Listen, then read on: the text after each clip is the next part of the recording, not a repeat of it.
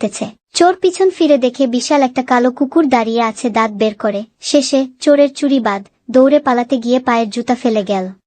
গল্প চোর আর কুকুর। একদিন এক চোর মাঝরাতে একটা বাড়িতে চুরি করতে ঢুকল। ঘরে ঢুকে চারপাশ চুপচাপ দেখে মজা পাচ্ছিল, আজ ভালো মাল পাওয়া যাবে। হঠাৎ একটা গলার আওয়াজ, ঈশা তোকে দেখতেছে। চোর আঁতকে উঠল, কে কে বলল এই কথা?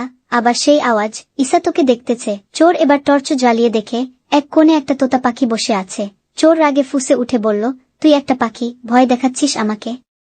তোর নাম কি রে? তোতা মুচকি হেসে বলল, আমার নাম ঈশা। চোর হেসে বলল, হাহা, তোতা পাখির আবার ঈশা নাম হয় নাকি? তোতা বলল, হ্যাঁ, আর আমাদের বাড়ির রটওয়াইলার কুকুরটার নাম বাইবেল, সেই এখন তোরে দেখতেছে। চোর পিছন ফিরে দেখে বিশাল একটা কালো কুকুর দাঁড়িয়ে আছে দাঁত বের করে। শেষে চোরের চুরি বাদ, দৌড়ে পালাতে গিয়ে পায়ের জুতা ফেলে গেল।